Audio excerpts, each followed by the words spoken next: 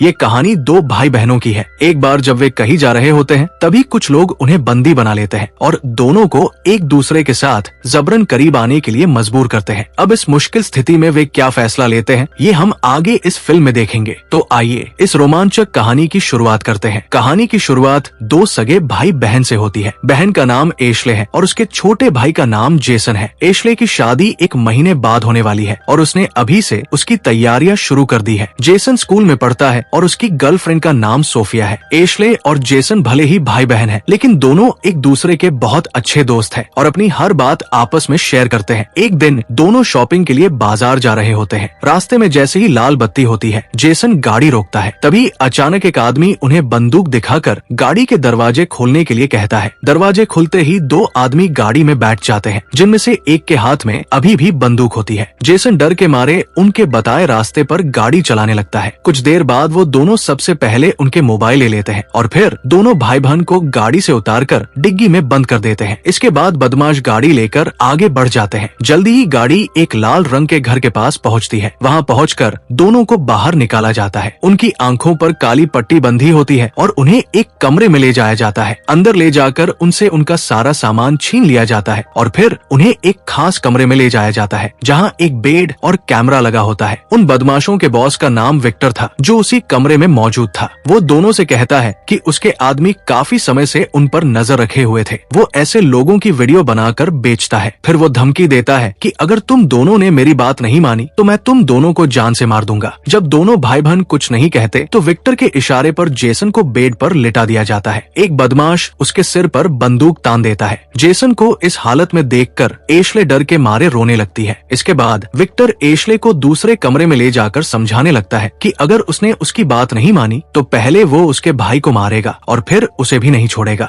उधर एक बदमाश जेसन को जबरदस्ती एक दवा दे देता है ताकि वो उनकी बात मानने पर मजबूर हो जाए। आखिरकार मजबूरी में एशले उसकी बात मान लेती है। फिर एशले को वापस जेसन के पास लाया जाता है और विक्टर के कहने पर दोनों को एक दूसरे के साथ संबंध बनानी पड़ती है। सब कुछ रिकॉर्ड करने के बाद उन दोनों को फिर से गाड़ी में बैठाकर एक सुनसान जगह पर छोड़ दिया जाता है। किसी तरह दोनों भाई बहन सुरक्षित अपने घर पहुंच जाते हैं लेकिन दोनों के साथ जो हुआ था उसकी कल्पना करना भी मुश्किल था। अगले दिन जेसन मन मारकर नाश्ता करता है और फिर उसका पिता उसे स्कूल छोड़ आता है। उधर एशले पूरे दिन अपने कमरे से बाहर नहीं निकलती। शाम तक जेसन घर लौट आता है तो उसकी माँ बताती है कि एशले पूरे दिन कमरे में ही बंद रही। रात में एशले अपने कमरे से निकलती है और अपने लवर डेनियल से मिलने चली जाती है। एशले की शादी डेनियल से ही होने वाली थी। दोनों एक कैफे में बैठे होते हैं तभी एशले अचानक कहती है कि वो उससे शादी नहीं कर सकती। ये सुनकर डेनियल हैरान रह जाता है और वजह पूछता है लेकिन एशले कुछ नहीं बताती और चुपचाप वहाँ से घर लौट आती है। अगले दिन जेसन भी उदास रहता है और अपने दोस्तों से भी ज्यादा बात नहीं करता। घर में